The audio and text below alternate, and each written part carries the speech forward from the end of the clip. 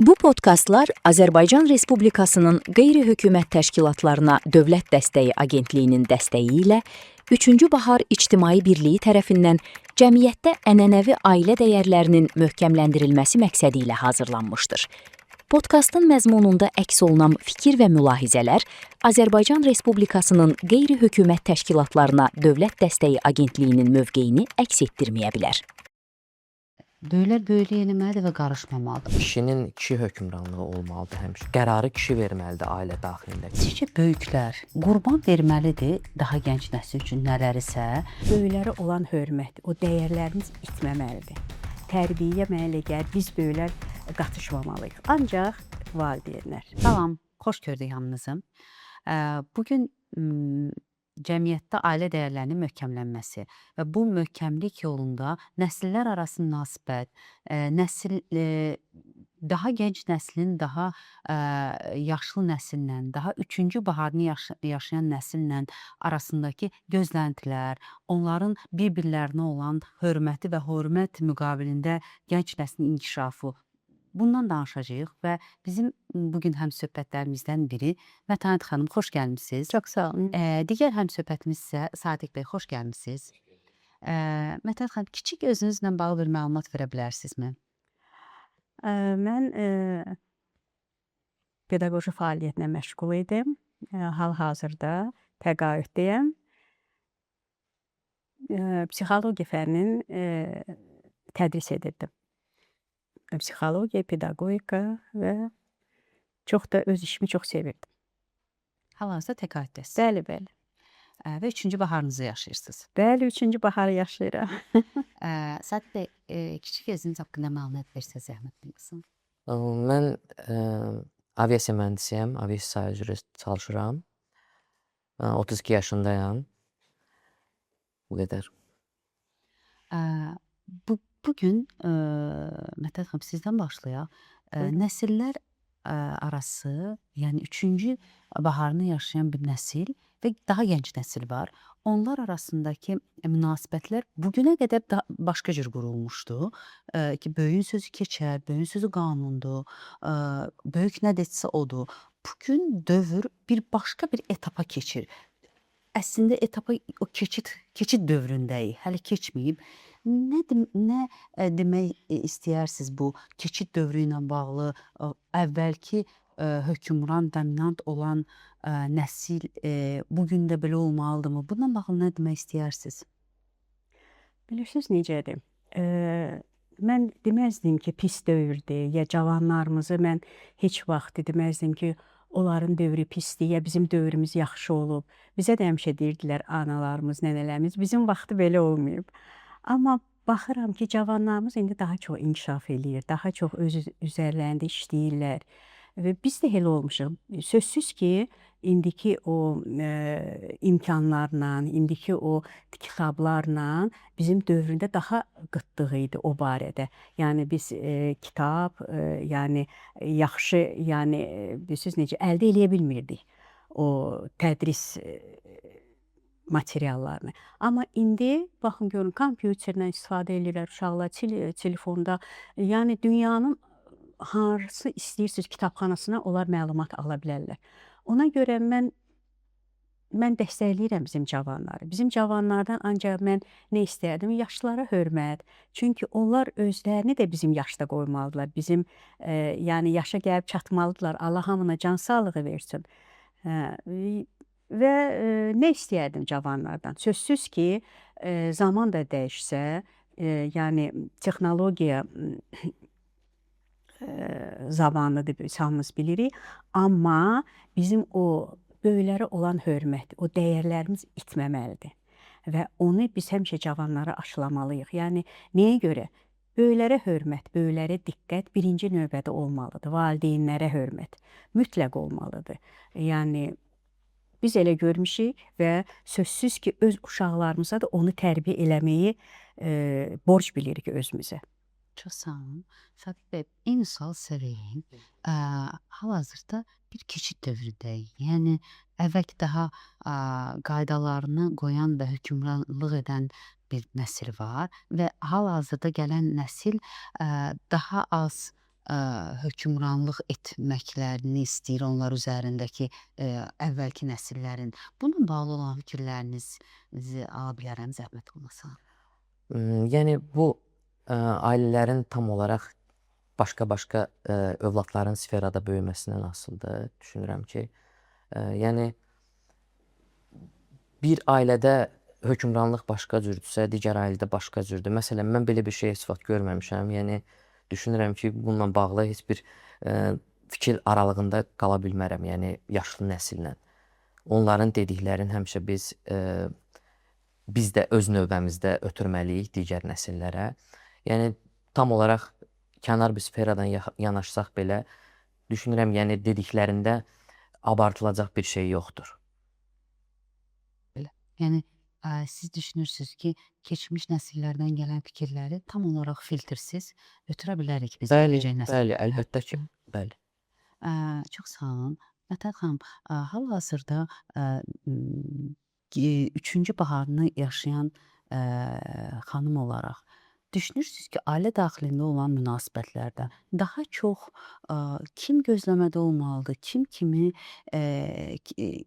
gözləməlidir ki, qarşı tərəf onun hörmətini saxlasın, kim gözləməlidir ki, bir tərəf o biri tərəfə daha çox diqqət versin. Bu balans necə olmalıdır sizcə? Yaxşı sualdır. Çox sağ olun sualınıza görə. Bilirsiniz, hər şey böyükdən asılıdır. Ailənin böyüyündən çox şey asılıdır. Hətta deyirlər, misal üçün, gəlin olmur, düşdüyü yer gəlindir. O çox düz sözdür, atalarımın sözüdür. Və böyükdən çox şey asılıdır. Böyük birinci addımı mütləq atmalıdır. Cavana qarşı mütləq birinci addımı böyük atmalıdır və onu ilə öz böyüklüyünü göstərməlidir.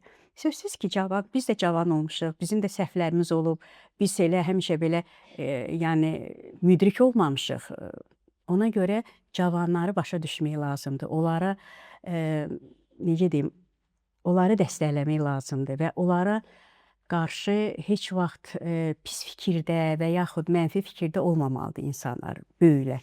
Mənə elə gəlir, böyük birinci addımı atmalıdır və heç nə gözləməməlidir. Biz yaşlı nəsilik də.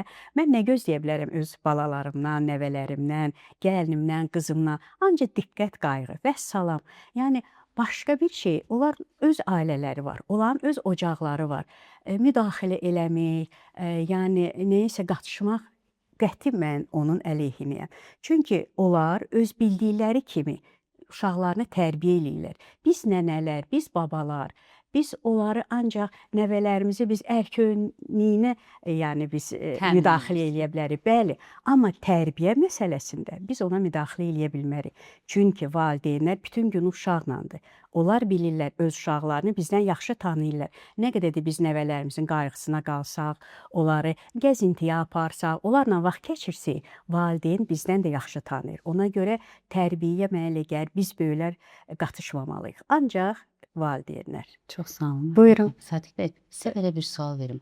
Mətəd xanım belə bir ifadə işlətdi ki, böyüklər böyüklük eləməlidir və qarışmamalıdır. Amma hal-hazırdakı bir eşitdiklərimiz, gördüklərimiz, mən psixoloq olaraq eşitdiklərim ki, böyüklərin qarışdığı ailələr, böyüklərin qarışdığı gənclər, bununla bağlı fikirləriniz nədir? Necə olmalıdır sizcə? Hansı formada olsa o gənclər daha yaxşı özlərini hiss eləyəcəklər? Baxın, söhbət sırf yeni qurmuş ailələrdən gedirsə, məsələ ondan ibarətdir ki, valideynlərin dediklərinə daimi olaraq qulaq asmaq lazımdır. Amma kişi hökmranlığı olmalıdır həmişə. Yəni qərarı kişi verməlidir ailə daxilində ki, yəni bu belə olmalıdır son olaraq. Amma daim olaraq həmişə valideynlərinə qulaq asmaq lazımdır ki, yəni ola bilər də, yəni insanam, məsəl üçün mənim gənc fikrim səhv yola gedə bilər. Valideyn ona fikir bildirməlidir ki, amma bunu eləsən daha yaxşı ola bilər, bu yolla getsən daha yaxşı ola bilər deyər. O ki qaldı yol göstərməyi, məsəl üçün də ailə daxilində deyək də, gəlin, qaynana münasibətləri deyək, bu belə olmalıdır, mən dediyim belə olmalıdır. Artıq bu böyük bir problemləri gətirib çıxarda bilər deyə düşünürəm. Çox sağ olun. Mətəd xanım, bir gözləntilərdən danışdınız və dediniz ki, o diqqətdən qayğıdan başqa nə gözləyə bilərəm. Amma bəzən gənclərin başları öz xaotik proseslərinə, öz xaoslarına, öz yaşam tərzlərinə o qədər qarışır ki, valideynləri ilə bağlı, onlardan öncəki nəsillərlə bağlı olan diqqəti, qayğını istəsələr belə unudurlar. Bununla bağlı fikriniz nədir? Duyğularınız, emosiyalarınız nədir bununla bağlı? Sözsüz ki, bir valideyn kimi adam gözləyir öz balalarından diqqəti, qayğını, görürsən də o diqqəti. Məsəl üçün, zəng eləməyəndə, məsələn üçün, görəndə mən nigaran qalıram, mən özüm o addımı atıram ki, mən zəng eləyim, görüm hər şey yaxşıdır. Onlardan arxayın olanda, sözsüz ki, bizim yaşlı nəsillərdə rahat oluruq, rahat başımızı qoyub yatırıq. Bilirik ki, balalarımızda hər şey yaxşıdır. Və o Sadiqin sözünə qüvvət olaraq, düz dedi mənim balam ki, böyüklər təzə quran ailəyə bəli, məsləhətlər mütləq olmalıdır. Yəni, o ailəni saxlamaq üçün sözsüz ki, cavanlar, mən dediyim kimi, bəlkə də təkrarlayıram, bizim səhvlərimiz də olub. Amma böyüklərin məsləhəti, böyüklərin o sözləri bəlkə də kömək eləyib o ailə dağılmasın. Sözsüz böyüklərdən çox şey asılıdır da. Və yəni uşaqlar hardasa diqqətdən yayılanda biz, ya onların siz dediyiniz kimi, onların indi çoxdur. Yəni biz vaxt tapırdıq uşaqlarla gəzintiyə getməyə, uşaqları harasa aparmağa, uşaqlar həyətdə də oynayırdılar. İndi çox yəni o yoxdur uşaqlarımızda. Və valideynlərin başı qarşanda öz işlərinə, öz uşaqlarla dərslərinə, siz bilirsiniz ki, indi uşaqların dərsi də çox valideynlərə yükdür və sözsüz böyük zəng eləməlidir, öyrənməlidir. Balam, hər şey yaxşıdır, şükür. Hər şey sizdə yaxşıdırsa, nəyə ehtiyacımız var? Və salam, o ilə də biz arxayın oluruq, öz həyatımıza qayıdırıq.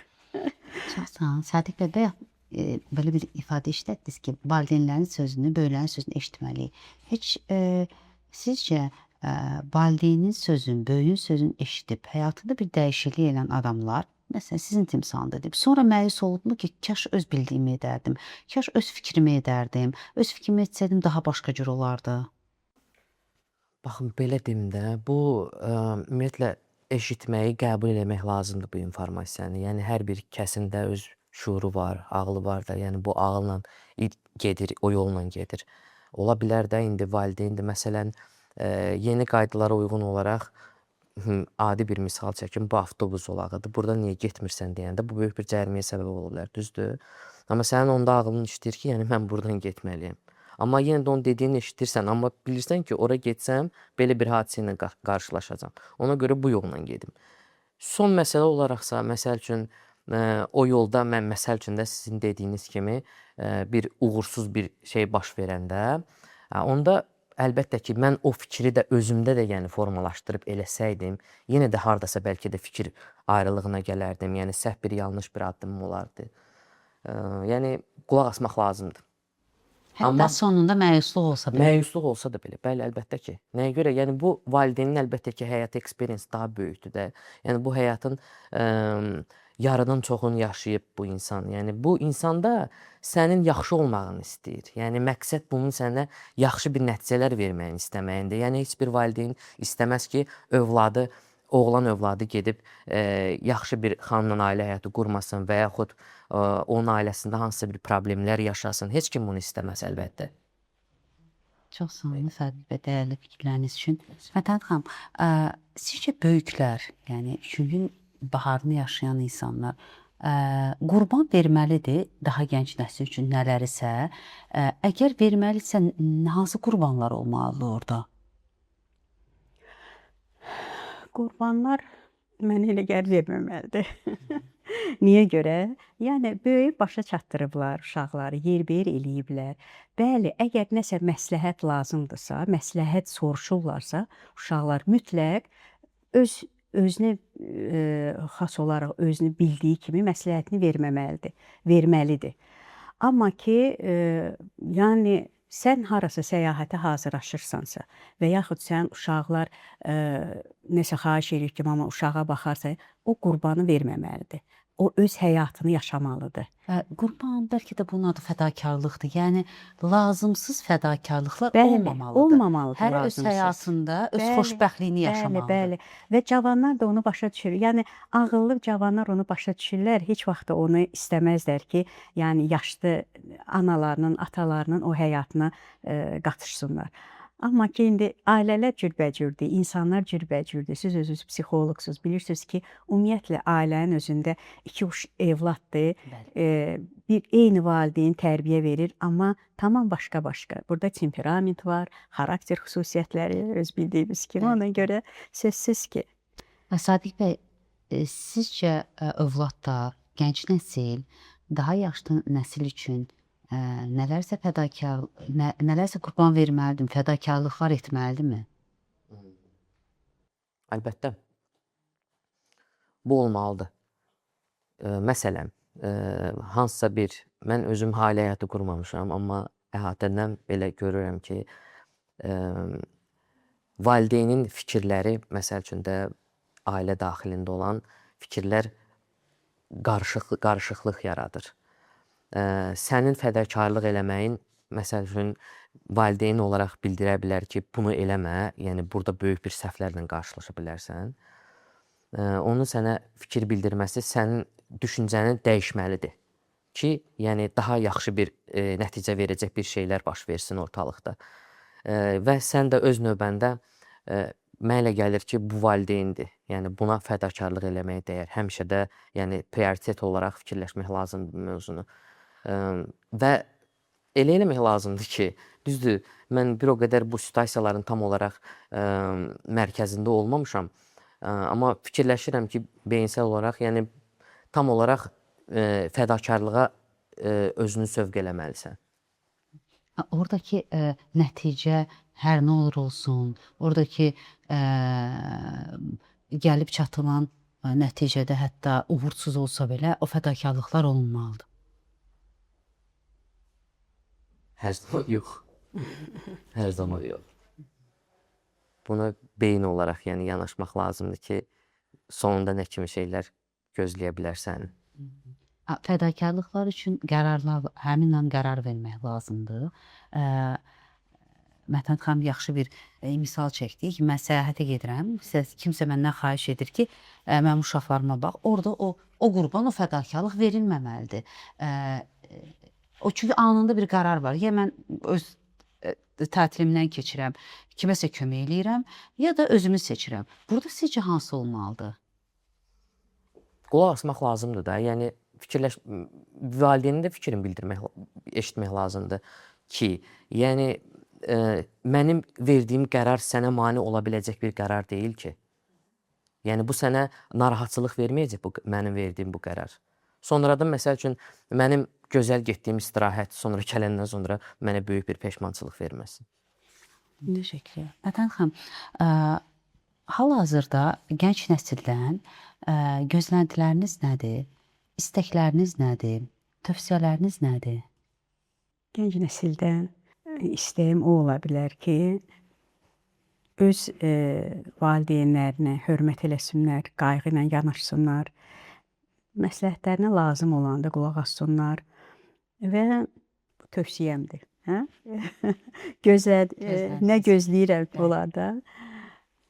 Tək onlar salamat olsunlar, canları sağ olsun və xoşbəxt olsunlar.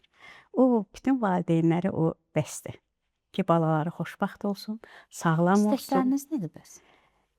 İstəyim də elə budur ki, cavanlarımız sağlam olsunlar, sağlam mühitdə böyüsünlər, ətrafdakiləri sağlam olsun və xoşbəxt olsunlar. Onlar xoşbəxt olanda, olan balalar da görəndə ki, valideyn xoşbəxtdir, balalar da xoşbəxt olur. Balalar xoşbəxt böyüyür. Çox sağ olun. Buyurun. Sərfə, üçüncü baharını yaşayan insanlardan, yəni sizdən əvvəlki nəsillərdən gözləntiniz nədir, istəyiniz nədir? Gözləntilərim ancaq belə deyim də, bu hörmətdir. Mənim də hörmətim və qarşı nəslin də mənə hörmətidir. Ki, mən məsəl üçün ailə həyatı qurandan sonra mənim övladlarım olanda, onlar da mənim valideynimə göstərdiyim hörməti görüb mənə də hörmət göstərsin. Bunu istəyərdim. Ən böyük hörmətdir. Hörmət olduğu təqdirdə mənə elə gəlir ki, ailə daxilində problemlər böyük qismdə azalar. Belə başa düşürəm ki, Sadiq bəy, siz hal-hazırda çox böyük ailə dəyərlərindən danışırsınız ki, hansı ki orada valideynlərin sözü əsasdır, hansı ki orada valideynlərin dedikləri prioritetdir və bu sizin həyat prinsipinizdir bir gənc olaraq və düşünürəm ki, siz bir gəncliyə böyük bir mesaj verirsiniz ki, orada ailənin, valideynlərin qorunmağı, valideynlərin görülməyi, onların eşidilməyi sizin üçün vacibdir. Bəli, bəli, tamamilə doğrudur. Mətan xanım, siz bir egosuz valideyn olaraq, egosuz üçüncü baharını yaşayan bir xanım olaraq, egosuz dediyim, yəni o tərəfləri olmayan ki, mütləq görülməliyəm, mütləq eşidilməliyəm. Yəni bir övladların xoşbəxtliyi, onların rifahı, onların rahat yaşamağı, təhlükəsizdə yaşamağı sizin üçün ən vacib, ən dəyərlidir. Həm də özünüzü qoruyaraq bunu edirsiniz. Bura yəqin bir həyat təcrübəsi ilə gəlmişsiniz, yoxsa bu sizin özünüzə xas olan bir xarakterdir? Bilirsiniz, burada həyat təcrübəsi də var sözsüz ki və özümə xas olan xüsusiyyətlər də var. Yəni biz də valideynlərimizdən elə görmüşük ki, çalışıblar bizim üçün hər şey eləsinlər. Yəni bir çatışmamazlıq olmasın, çalışıblar ki, biz sağlam böyüyək. Onun üçün də əllərinə gələni eləyiblər və